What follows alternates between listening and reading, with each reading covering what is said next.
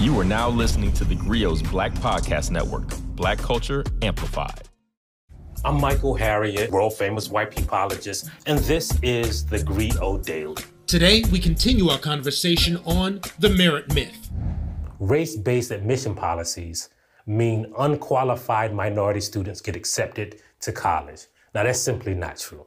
While university might allow black students with lower test scores or grades to gain entrances, colleges do not accept students who fail to meet the college's minimum qualification standards. So for instance, let's say a college had to have a 1,000 SAT score to get into the college. They're not letting black students in with 800 SAT scores. What they're saying is, okay, out of this pool of students who scored more than an 800 on the SAT, we're going to make sure that we have a diverse class, right? So some of those students might be black students with a 1,050 versus a white student with an 1,100, right? The best white students, they don't have to worry about it. They're not getting kicked out of the class. It's mediocre white people really who complaining, right?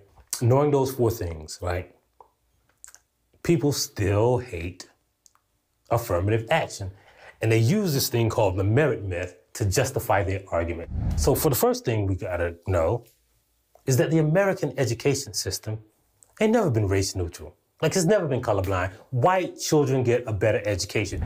It's a fact supported by hundreds, if not thousands of studies by education researchers, including that 2014 report by the Center for American Progress that showed that minority and low-income children get the least qualified teachers. In 2012, schools across the country spend an average of $334 more on white students than they did on students of color. A 2015 study revealed that school funding decreases proportionately to the number of black students at the school. In other words, the more black students at a school, the fewer funds the school gets, right? A 2016 National Education Report revealed that elementary schools with high minority populations have fewer librarians and smaller libraries. Remember we said that earlier? In fact, the poorest, mostly white districts on average have 8 times as many libraries and librarians as the wealthiest high minority district. Yet,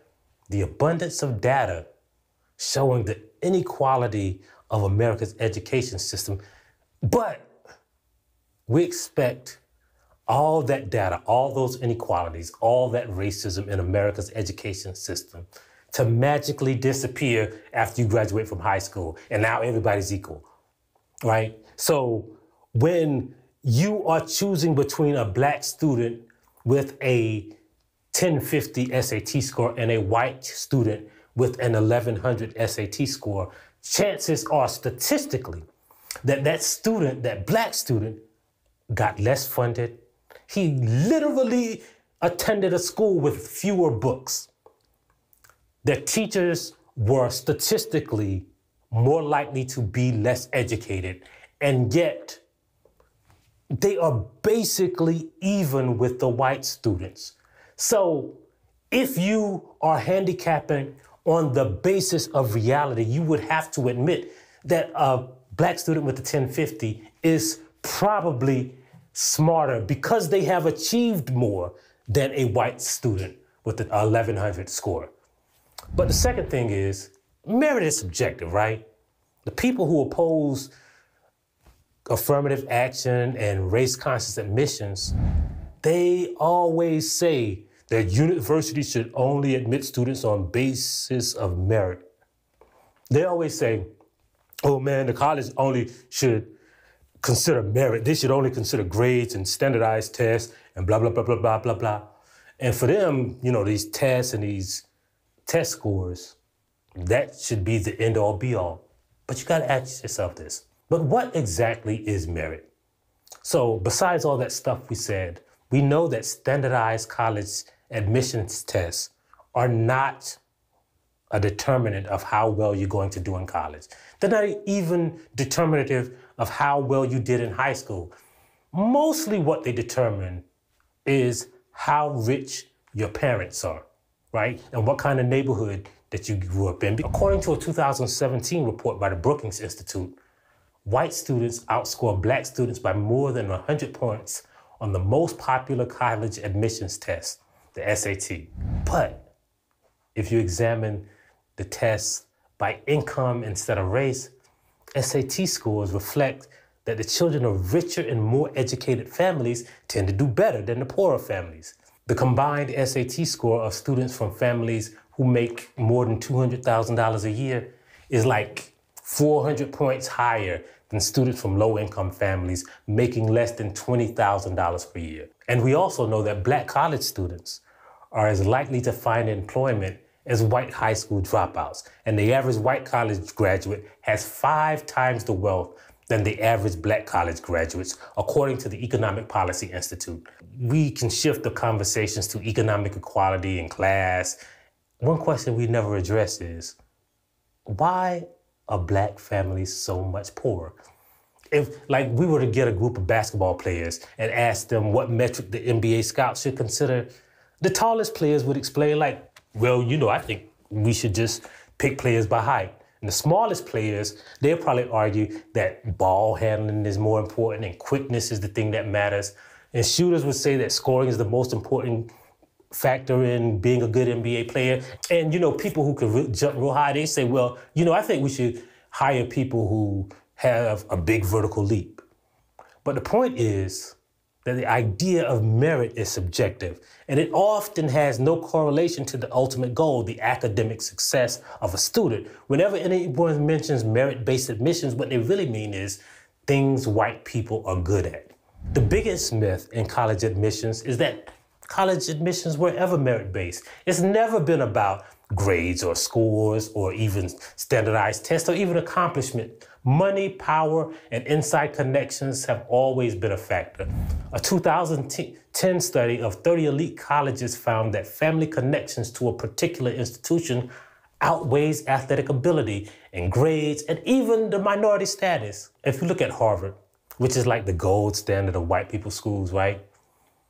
Most of who they admit are white people whose parents went to Harvard, right? A recent lawsuit against Harvard, revealed the whole game. Y'all know Harvard, the gold standard. It's supposed to be only smart people go to Harvard, but that's not true, right?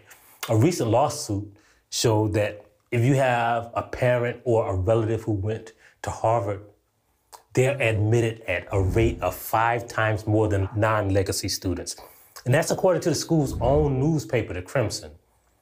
And all the legacies are predominantly white because, they didn't really allow black people in. The 2018 complaint says that 21.5% of Harvard's white students were legacy admissions compared to only 4% of black students. And a 2004 study by researchers at Princeton found that having a parent who attended an Ivy League school was the equivalent of a 160 boost to an SAT score. Aside from legacy status, donations, athletic scholarships, musical ability, and dozens of other factors outside of academics can boost somebody's chances to get into a real good college.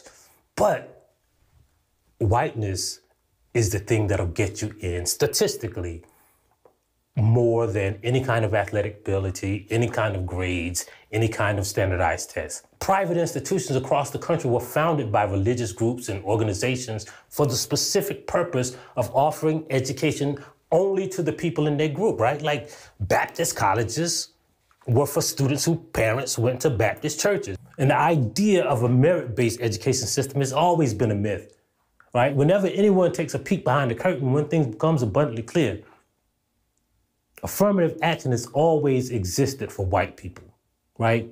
Because if white people didn't have to compete against black people for most of this country's history, all of the white people who got into colleges were getting in on white affirmative action. Affirmative action has always existed for white people. Now, here's the fourth point I want to make. Diverse colleges are better colleges, right? The argument against building racially diverse student bodies insinuates that, like, if you got all white people at a college who got 1,800 on the SAT, it'll be a better college. But that don't work like that, right? So let me tell you the story. I went to a college, Auburn University, that had this huge engineering department, and every year they would have a race. They would create a solar car and have a race to see which team could create a solar car that lasted the longest and could win a race. And one of my fraternity brothers, he was in this contest. And they could not figure out how to get basically the sun to produce enough energy to power something that could propel a car, right? Because, a car is heavy. But then there was this dude, it's like a 12-year-old black kid in the neighborhood. So this kid, he had a side hustle, right? He would build these tall bikes, right? They were like 6 feet tall. And the only way you could pedal them was because he created this system of chains and pulleys that made it easy to pedal the bikes. And, this kid, he used to love to come and hang around our apartment with my frat brothers.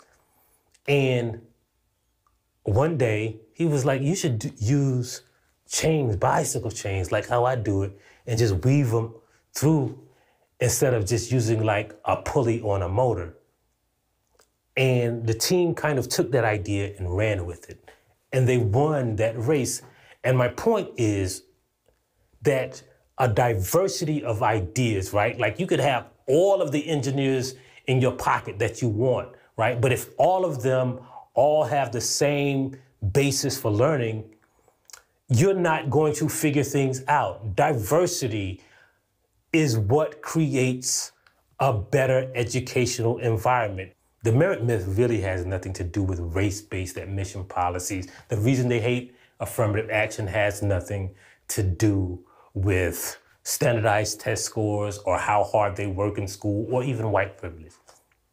What it's about is they're scared. White people, for the most part of this country, have never had to compete, especially white males. They've never had to compete, right? They've always had a version of affirmative action. But now they have to compete on an equal playing field, but not really. See, they don't have to go to those underfunded schools. They don't have to go to those libraries with fewer books. They still don't have to compete, but they're still whining because they're looking for the future. They know that one day they're going to have to go head to head with Black people and non-white people all across this country, and they are deathly afraid of that. That's the real replacement with. We're going to replace mediocrity with Black excellence. That's the real replacement theory, and that's what they're really afraid of. But merit, don't tell me about no merit. Do you think all of those white people who were in all of those positions of power before 2022, do you think they were smarter? Do you think that white people are genetically engineered to be more intelligent than Black people? Do you think that there is a standardized test that was created to eliminate minorities and non-white people can somehow measure the value of a person's brain? And the last thing I want to tell you about is the idea of intelligence, right? So think about this, right? Let's go back to sports, right? Because I like sports. Think about Steph Curry, right? We say Steph Curry is athletically gifted because, he can throw a ball into a hoop from a long way away. But what is hand-eye coordination, right? He's not bigger. He's not stronger. What he's doing when he's throwing in a three-pointer from half court while he's fading away is really his mind has the ability to calculate a parabola faster than yours or mine and almost any white person's, and to send that signal to his muscles faster, right? That's essentially what hand-eye coordination is. It is a form of intelligence. But that ain't on the SAT score.